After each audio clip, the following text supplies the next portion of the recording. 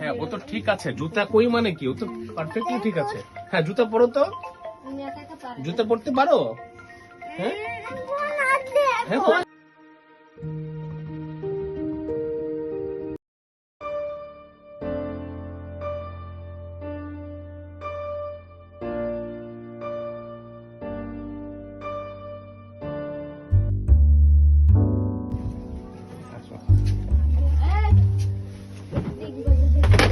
এই যে ইদ্রিস, কি খবর, ভালো আছো? এই যে আঙ্কেল আসছে।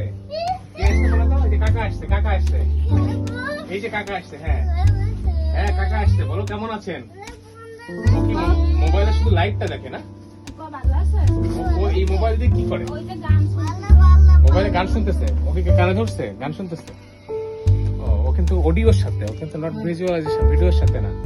ও সবসময় গানই শোনে এবং গান বলতে পারে একটু একটু। কি কি বলতে পারে ইদ্রিস, কি কি বলতে পারো? হ্যাঁ হ্যান্ডশেক। হ্যাঁ আসো আসো আসো। হ্যাঁ আমাকে আমাকে চিনছো? কাকা আসছে, দেশি কাকা। হ্যাঁ কাকা আসছে। কি আনছো ইদ্রিসের জন্য? দেখি কি আনছো ইদ্রিসের জন্য। এই যে এই যে তুমি এটা বাজাতে পারবা? এই যে ইদ্রিস, এই যে দেখো এটা বাজাতে পারবা? হ্যাঁ দাদি ঠিকই আছে দাদি।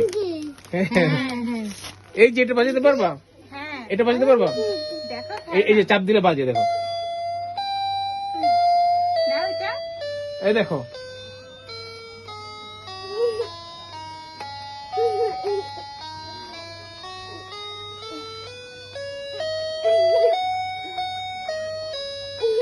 এই দেখো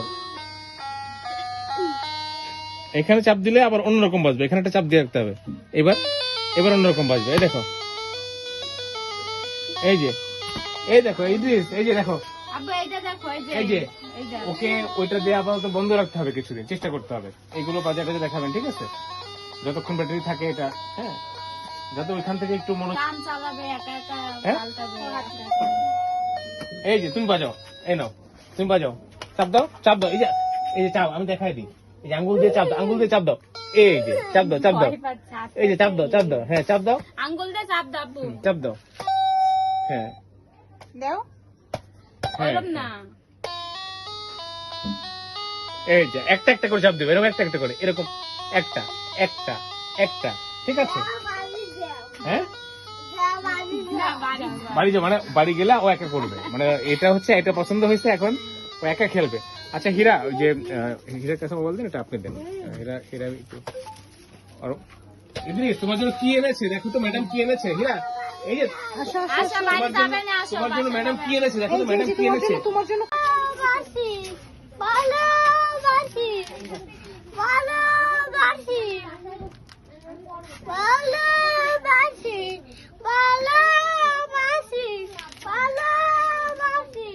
হ্যাঁ ভালোবাসি। কি আপা ভালোবাসি? তুমি কি লিখতে পারো? তুমি কি কলম দিয়ে লিখতে পারো?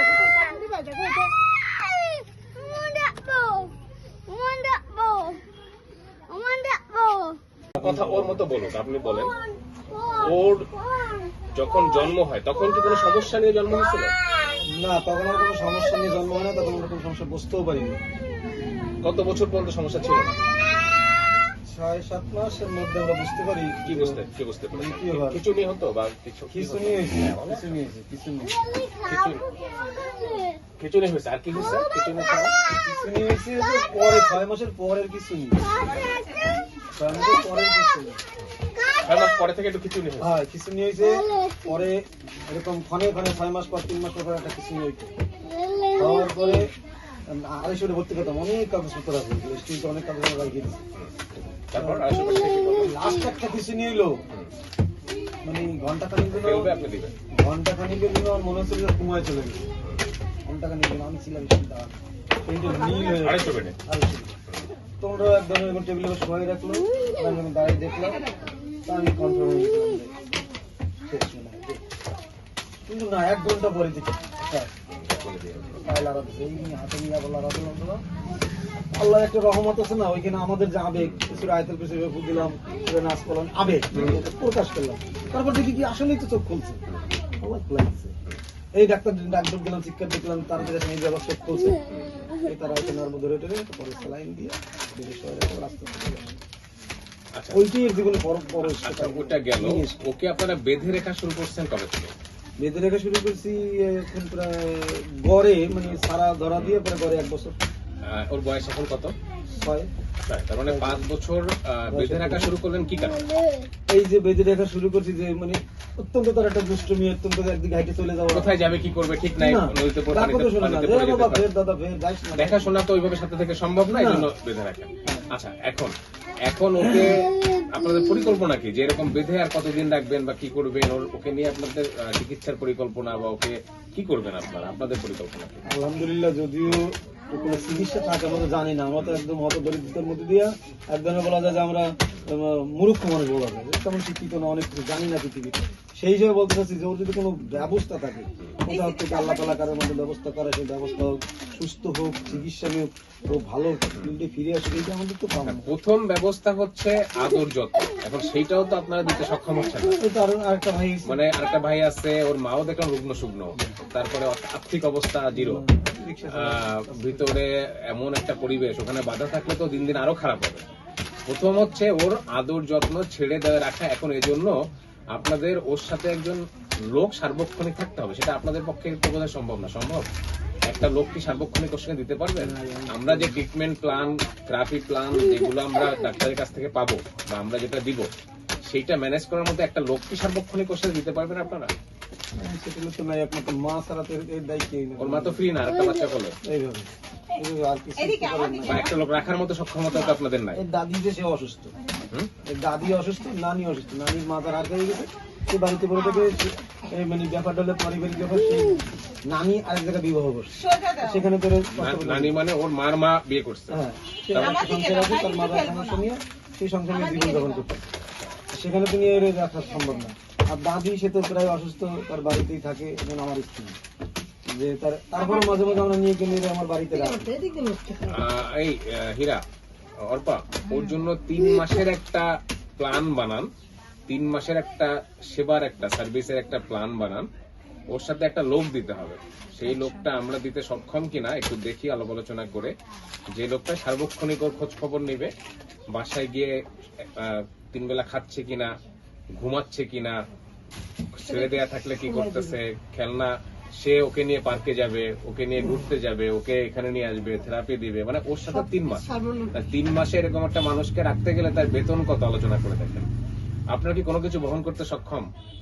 আমরা কিন্তু নিজেরা বন্ধু বান্ধবরা করি, ও টাকা দেয়, ও টাকা দেয়, সঞ্জিতা টাকা দেয়, আমাদের কিন্তু কেউ টাকা দেয় না। আমি আপনাকে বলি, আমাদের কোনো ডোনার নাই, আমরা বন্ধু বান্ধবরা মিলে করি, নিজেদের সিম্প্যাথি থেকে করি। এরকম বাচ্চা দেখলে আমরা আমাদের সাধ্যমতো আমরা চেষ্টা করি। আপনাদের কতটুকু এগিয়ে আসার সামর্থ্য আছে? একদমই সামর্থ্য নাই।